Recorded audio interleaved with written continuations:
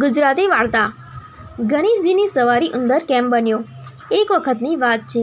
હિમાલય પર્વતની ગોદમાં ઘણા ઋષિ, મુનિ અને સાધુઓ યજ્ઞ અને હવન, પૂજા પાઠ, તપસ્યામાં લીન હતા.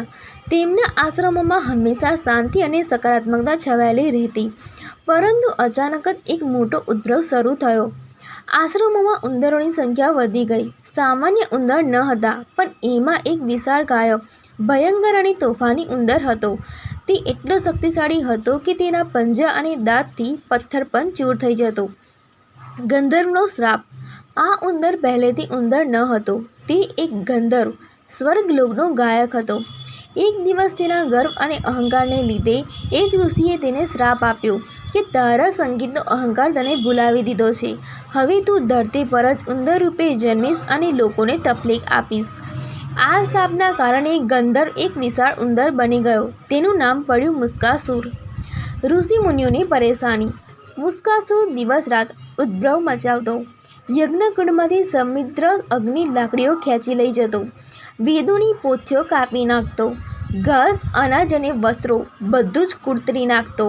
મણિ અને રત્નોથી ભરેલા દેવસ્થાનોને પણ તોડી નાખતો. તેના કારણે ઋષિ મુનિઓની સાધનામાં વિઘ્ન આવવા લાગ્યા. સૌએ વિચાર્યું, આ તો વિઘ્નરૂપ દૈત્ય છે, એને કોઈ દેવ જ હરાવી શકે.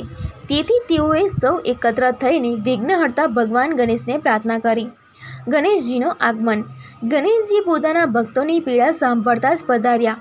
તેમના મસ્તક પર હાથીનું શિર, હાથમાં પાસ, અંકુશ અને લાડવા અને આસપાસ દેવી દેવતાઓની દિવ્ય કિરણમાળા છવાઈ ગઈ. ગણેશજીને જોઈને ઋષિઓએ કહ્યું, હે વિઘ્નહર્તા દેવ, આ મુસ્કાસુર અમને ખૂબ દુઃખ આપી રહ્યો છે. યજ્ઞો અધૂરા રહી જાય છે, સાધનાઓમાં વિઘ્ન પડે છે. હવે માત્ર તમે જ અમને બચાવી શકો છો. ગણેશજી અને મુસ્કાસુરનો સામનો. ગણેશજી મુસ્કાસુર સામે ઊભા થયા. મુસ્કાસુરને જ્યારે ખબર પડી કે તેમની સામે એક બાળક જેવો દેવ છે, ત્યારે તે હસવા લાગ્યો. આ નાનકડો દેવ મને જીતશે? હું તો પર્વતો તોડી નાખું છું. આનો તો એક પંજો મારતા સમાપ્ત કરી દઈશ. પણ ગણેશજી માત્ર દેખાવામાં નાનકડા હતા, શક્તિમાં તેઓ અસીમ હતા. તેમણે અંકુશથી મુસ્કાસુરને પકડી લીધો. મુસ્કાસુર આખો કંપી ઉઠ્યો. ગણેશજી ગર્જના કરીને બોલ્યા, અરે મુસ્કાસુર, તું તારી શક્તિનો ગર્વ કરીને નિર્દોષ ઋષિ મુનિઓનો ત્રાસ આપી રહ્યો છે. હવે સમય આવી ગયો છે કે તારા અહંકારનો નાશ થાય. મુસ્કાસુર ગભરાઈ ગયો. તે જમીન પર પડ્યો અને માફી માંગવા લાગ્યો. હે વિઘ્નહર્તા, મને ક્ષમા કરો.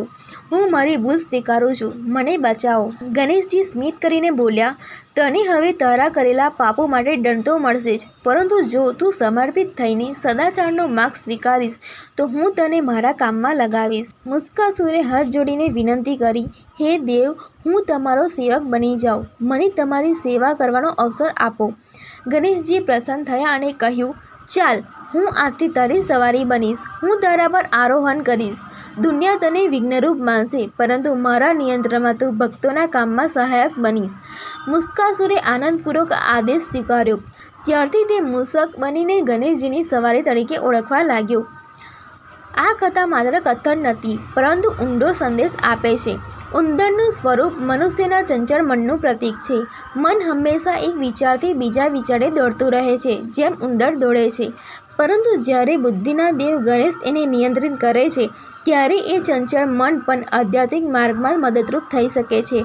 અહંકાર ક્યારેય સદાકાળ ટકી શકતો નથી. તે દૈત્ય પણ ભગવાનની સેવા કરવા મજબૂર થાય છે. આથી જ ભગવાન ગણેશની સવારી ઉંદર છે.